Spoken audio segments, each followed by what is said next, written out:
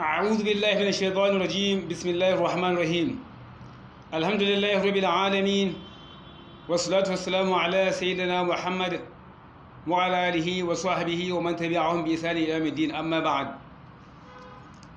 يا أيها الناس كلوا ترى سوارو إني بك سلام على تدين المسلمين السلام عليكم ورحمة الله تعالى وبركاته kuna tare da Muhammad Tasi'u sautin zikiri a cikin wannan lokaci a cikin wannan makaranta ta mai albarka ta koyar da karatun alƙur'ani mai girma. Zan yi amfani da wani dama don tunatar kaɗan a bisa abin da shafi wato cece kuce da ake na azumi. Wato Allah subhanahu wa ta'ala yana cewa bismillahir rahmanir rahim fadhakkir fa inna dhikra tanfa'ul mu'minin. Ka tunatar ya Rasulullah saboda tunatarwa tana amfani da mu'minai. Wato wannan tunatarwa dangane da ganin wata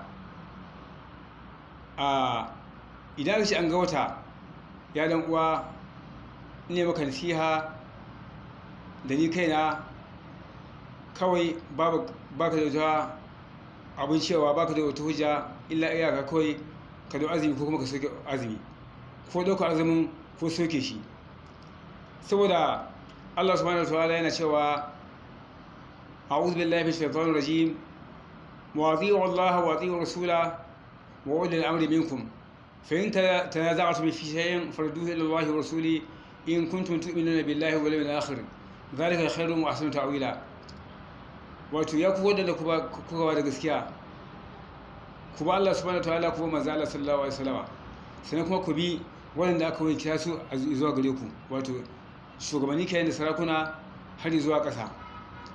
Idan kuka samu cece ku ce, wato kuka samu wata rashin fuskantar juna, wata rigima a tsakaninku, wannan ce wannan ce wannan, to farduhu ila Allah, kuma da wani abun zuwa wajen Allah subhanahu wataala wa rasuli, kuma da wani abun zuwa wajen manzo sallallahu alaihi wasallama. In dai har kuka kasance in kuntum tu'minu billahi wal yawmil akhir, in dai kuka kasance kun imani da Allah subhanahu wataala da ran lahira, zalika khairun wa ahsanu ta'wila, haka din shine mafi alkhairi da kuma wato mafi kyautuwa ga dukkan tawili da za a yi.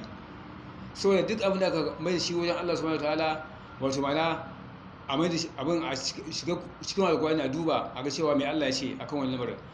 Babu wani abu da Allah subhanahu wataala bai bayani ba a kansa a cikin alƙur'ani, ko kuma manzo sallallahu alaihi wasallam bai bayani a kansa ba.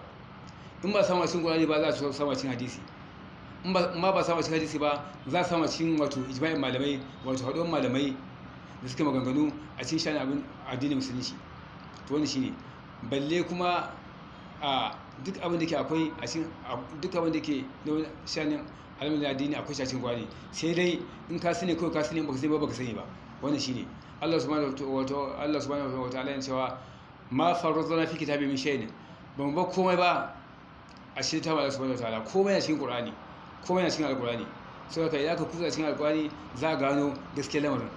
To saboda haka a nan abin da ke sun ce Allah subhanahu wa ta'ala yana cewa shahru ramadan alladhi unzila fihi al-qur'an hudan lin-nasi wa bayyinatin min al-huda wal furqan faman shahida minkum shahra falyasumhu, har zuwa ƙarshen aya. Watan nan da aka saukar da wato alƙur'ani cikin sa shine watan ramadan da kuma shari'a. Shi Allah subhanahu wa ta'ala yake cewa faman shida minkum shahra falyasumhu, duk wanda ya shida da ganin wata to ya azumi, duk wanda ya shida da ganin wata to ya azumi.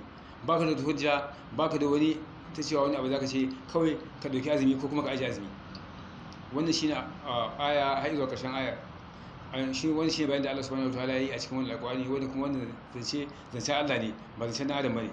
Allah subhanahu wa ta'ala yana cewa wa man asdaqu min Allah qila, wane ne yafi Allah gaskiya zance? Babu. Saboda wannan ayar ta ishe mu karatu, ta ishe mu hujja. Idan na tsaya nan, wannan ayar kadai ta isa. Akwai hadisi da dama suka bayani kuma to, amma wannan ayar ita kadai ta isa. Da Allah cewa yi famar rabi kuma shahara falyasum, wanda ya gani ga wata to ya azumi, to gani na ido kenan. Amma Allah cewa yi faman shahida, wanda shida da ganin wata. Allah subhanahu wa ta'ala ba cewa famar ba, wanda inda cewa yi famar to gani na ido kenan. Kurgu kaga makaho ma azumi bai wajauta gare su ba kenan.